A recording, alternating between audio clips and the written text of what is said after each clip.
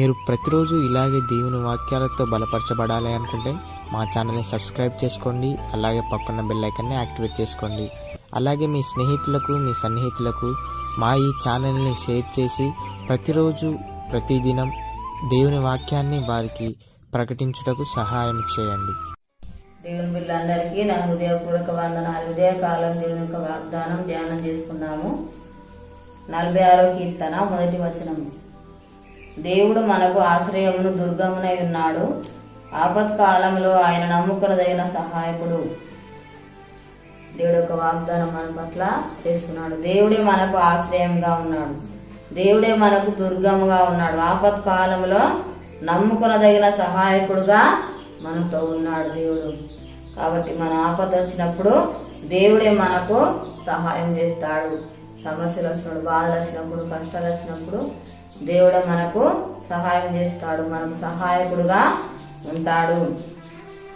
దేవుడే మన పక్షంగా యుద్ధం చేస్తాడు, దేవుడే మన పక్షంగా కార్యం చేసే దేవుడుగా ఉంటున్నాడు. దేవుడు మనతో ఎల్లప్పుడూ కూడా ఉంటాడు, ఎల్లవేళలా మనతో ఉండి మనకు సహాయము చేస్తాడు. నిజమైన భద్రత దేవుడు మనకు అనుగ్రహిస్తాడు, సంరక్షకుడుగా ఉంటున్నాడు, మనల్ని కాపాడుతాడు, మనల్ని రక్షిస్తాడు, మనల్ని విడిపిస్తాడు, మనకు తోడుగా ఉండి నడిపిస్తాడు, మన పక్షంగా ఉండి మనకు జయమును అనుగ్రహించే దేవుడుగా ఉంటున్నాడు, మన పక్షంగా ఉండి మన పట్ల కార్యాలు జరిగించేవాడుగా ఉంటున్నాడు. అందుకే మనకున్న బాధలు, సమస్యలు అన్ని కూడా మనం దేవునికి తెలియజెప్పుకునే వారిగా ఉన్నట్లయితే దేవుడు మనకు సహాయము చేస్తాడు. దేవునికి మనం అప్పగించినట్లయితే దేవుడు ప్రతిదీ కూడా చూసుకుంటాడు.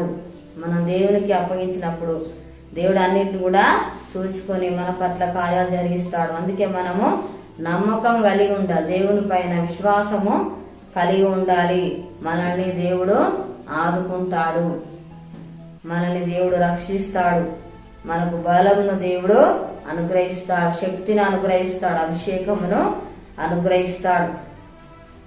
మనం అనారోగ్యంతో బాధపడుతుండగా దేవుడు చూస్తూ ఉండడు, కానీ మనల్ని దేవుడు స్వస్థపరిచే దేవుడుగా ఉంటున్నాడు, మనల్ని బాగు చేసే దేవుడుగా ఉంటున్నాడు, మనల్ని ఆదరిస్తాడు, బలపరుస్తాడు, ధైర్యపరుస్తాడు. ఏ విషయంలో ఉన్నా బాధలున్నా కూడా దేవుడు తొలగిస్తాడు, మనకు విడుదలను కలుగజేస్తాడు, మనల్ని దేవుడు స్థిరపరుస్తాడు, బలపరుస్తాడు, ధైర్యపరిచే దేవుడుగా ఉంటున్నాడు. కాబట్టి ప్రతి విషయంలో మనం దేవుని సన్నిధిలో మొరపెట్టేవారిగా ఉండాలి, దేవుణ్ణి ఆశ్రయించే వారిగా ఉండాలి, దేవుని మీద ఆధారపడే వారిగా ఉండాలి, దేవుని మీద ఆనుకునే వారిగా ఉన్నట్లయితే దేవుడే మనకు సహాయకుడుగా ఉంటాడు, మనల్ని కాపాడేవాడుగా, రక్షించేవాడుగా ఉంటాడు. ఆయన నమ్ముకున్నదైన సహాయకుడు, నమ్మదగిన దేవుడుగా ఉంటున్నాడు.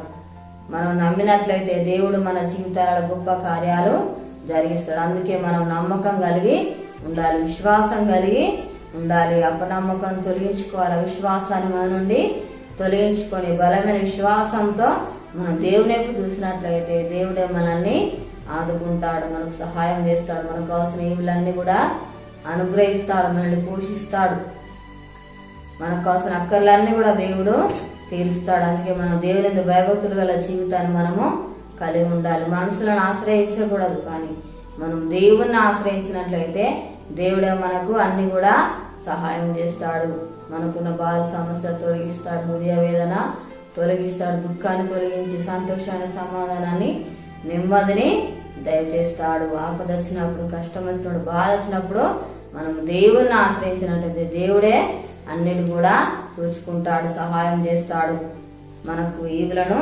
అనుగ్రహించే దేవుడుగా ఉంటున్నాడు, మనకు విజయాన్ని అనుగ్రహిస్తాడు. ప్రార్థన చేసుకుందాం.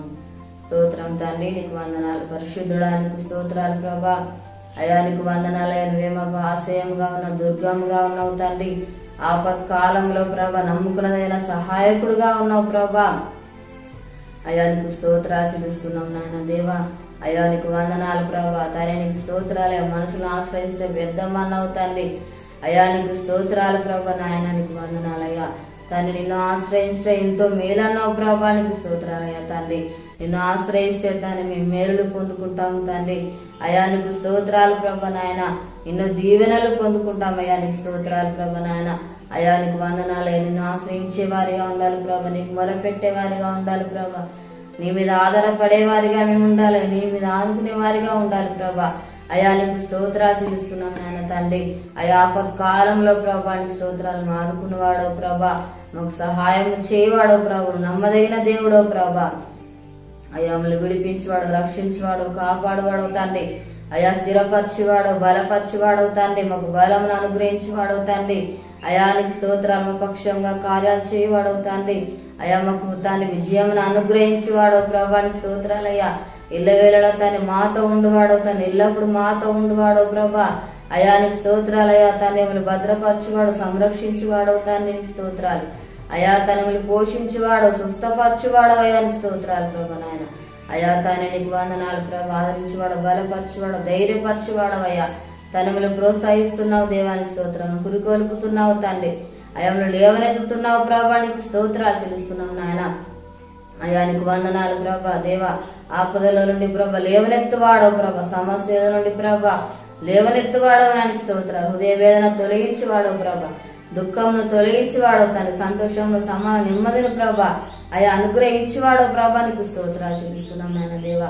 అయా నీకు వందనాలు ప్రభా. తన యొక్క వాగ్దానం నాయన ప్రతి ఒక్క జీవితాలను నెరవేర్చి మాయ పొందమని ఏస్తున్నాం అడుగుచున్నాం తండ్రి, ఆమేన్.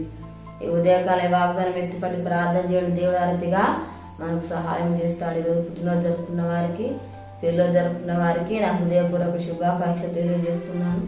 దేవుడు దీవించుగాక, ఆమేన్.